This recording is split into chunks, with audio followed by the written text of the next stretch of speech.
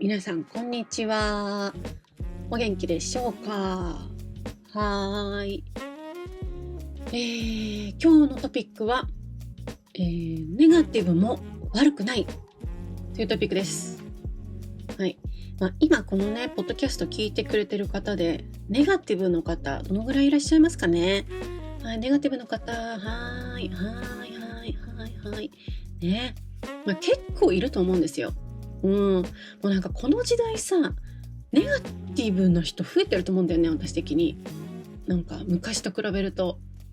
なぜなら、やっぱ、SNS って言ってね、SNS をね、悪者にあんましたくないの。全ての理由を SNS にしたくないんだけど、やっぱり SNS ってさ、ネガティブレベル上げてると思うんだよね。いろんな情報が毎日毎日入ってきて、脳みそ疲れちゃうな、みたいな。うん。あと経済が良くないとか、戦争がどうとか、差別やらどうとかどうとかこうとかって、もう最近本当にそういうトピックが多いじゃない。考えなきゃいけないトピックが多くてさ、やっぱ人って考えるとネガティブ思考になると思うんだよね。考えすぎるとね、脳みそパンクしちゃうみたいな。うん。だから私はこの時代は本当にネガティブな人が増えてると思うんです。はい。そしてこの私もネガティブでございます。はい。もう私はね、どんな、ネガティブにもいろんなね、種類があると思うんですけど、私はネガネガティブ。ネガネガティブ。ネガネガネガネガネガ。ネガ、もう根本がね、ベースがネガティブなんですよ。そう。だからもう生まれた時から多分ネガティブなんだと思う。私の場合は。うん。なんだけど、なんか生まれて、人生過ごしていくうちに、だいたい高校生ぐらいの時に、ポジティブというスペシャルスキルをゲットしたっていう感じですね。うん。で、いろんなことが起こったら、まずネガティブが発動するんだけど、その上にスペシャルスキルが発動して、ポジティブで、なんとか、その問題を解決していくみたいな、そういうタイプの人間なんですね。そう。だからもしかしたらこのポッドキャスト聞いてる方で、はるかさん、ネガティブだと思えないって思う方もいると思うんですけど、私は結構ネガティブ人間です。はい。うん。まあ、そうなんです。はい。皆さんはどういうタイプのネガティブですか？もう100%ネガティブの人もいると思うんだよね。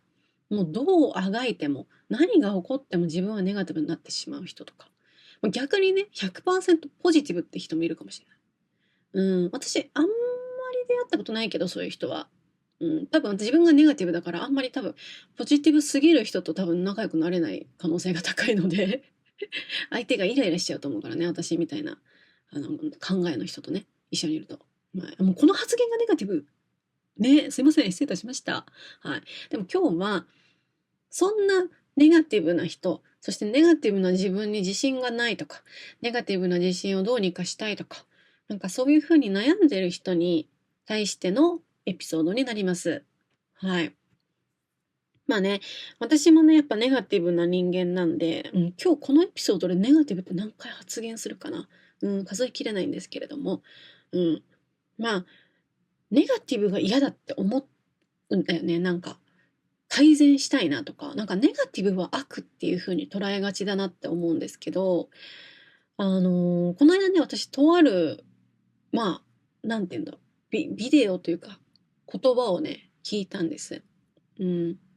皆さんね、渡辺直美さんってご存知ですか？渡辺直美さんって、日本ではね、とっても有名な、まあ、女性の芸人さんなんですよ。そう、コメディアンですね。はい。で、渡辺直美さん、私めちゃめちゃ好きで、っていうのも、なんか、なんだろう、人を嫌な気持ちにさせない笑いを提供してくれるんですよね。人をバカにして笑うとか、そういう、なんて言うんだろう、お笑いスタイルじゃない方で、だから子供もおじいちゃんおばあちゃんもみんな面白いと思えるような人。うん。で、すごいいつも明るくて面白いんですよね。そう。で、彼女は今、ニューヨークに住んでいて、そう、なんかそれもすごく尊敬してて、自分はなんか世界で活躍したいって言って、今ニューヨークに住んでて、なんか、ちょっとね、なんていうの、ちょっとっていうか、太ってるんですけど、渡辺直美さんって。だからプラスサイズモデルみたいな感じで、モデルとかしたりとか、洋服デザインしたりとか、なんかこう、すごいんですよ、とにかく。本当にもう才能あふれる方で、本当に尊敬してるんですね。うん。で、なんかこう、なんかそういう人って私すごいなんかポジティブなのかなとか思ってたんだけど、渡辺直美さんもね、ネガティブなんだって。で、私もびっくりと思って。で、その渡辺直美さんが言っていた言葉なんですけど、その、私、その渡辺直美さんが言ってる言葉ね、なんか、ポジティブすぎる人ってすごく苦手なんですって言ってて。で、私、ネガティブとポジティブ両方持ってる人ってすごく素敵だと思うんです。で、ネガティブは宝物だと思っていますって言ったんですよ。うん。理由は、ネガティブな人って、なんか自分と向き合える人だし、他の人の痛みとか、なんて苦しみを分かってくれる人だと思うんですよって。だから、なんか悩み相談とかするんだったら、自分はそのネガティブの気持ちを持ってる人にね、悩み相談をしたい、みたいなことを言っていたんですよ。私、その言葉を聞いて、ファーって、もうなんか救われたみたいな感じで、あ、確かにと思って、ネガティブも悪くないよなって、思ったんです。本当に。うん。はい。なのでね、今このポッドキャストを聞いていて、自分がネガティブだなと思う人、悪くないと思います、ネガティブ。うん。はい。なんか、うん、優しい気持ちがあるんだと思う。はい。と思っています。なんかね、ゆうゆうさんもね、同じようなことを言ってた。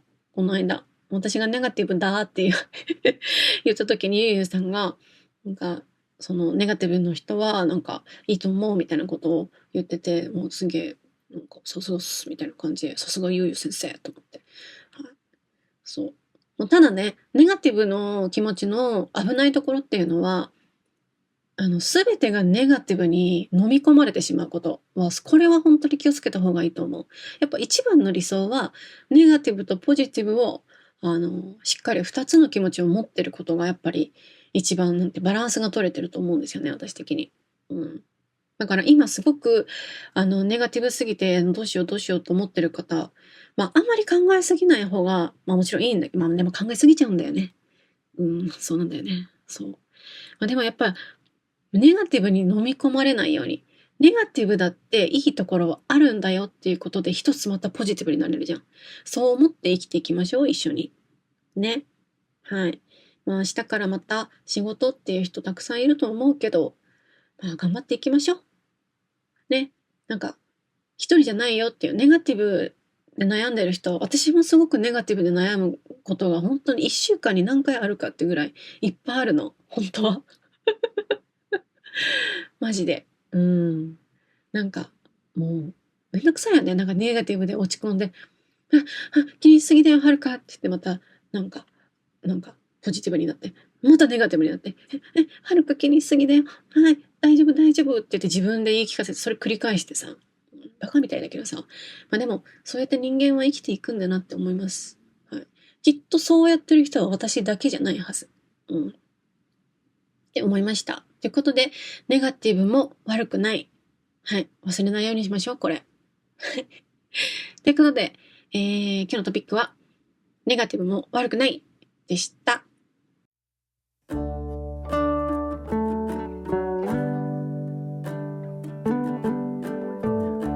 い。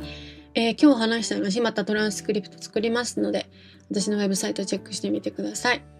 X と YouTube、Instagram、こちらのフォローもお願いいたします。はい。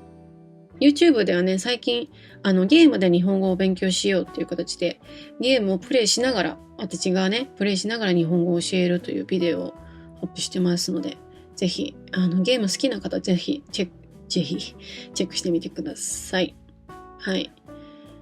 あと、サニーサイドジャパニーズ、こちらの、新しいメンバーを募集しております。サニーサイドジャパニーズではですね、グループ会話クラスになっておりまして、話しやすくて楽しく、緊張しないで日本語を話そうっていうのがね、サニーサイドジャパニーズのコンセプトになっておりますので、日本語を話すのすごい緊張するとか、なんかたくさんの人がいる中で日本語を話せないみたいなことが問題がある人とか、ぜひサニーサイドのトライアルクラスありますので、一度受けてみてください。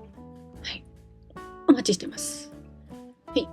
あと、ペイトリオン、こちらのメンバーも募集しております。はい。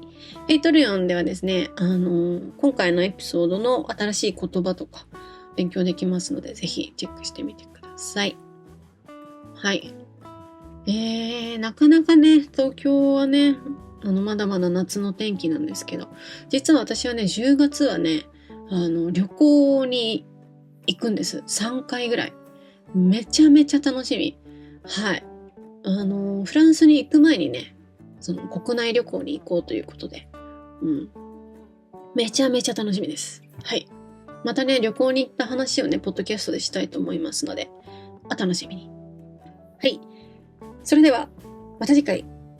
さようなら。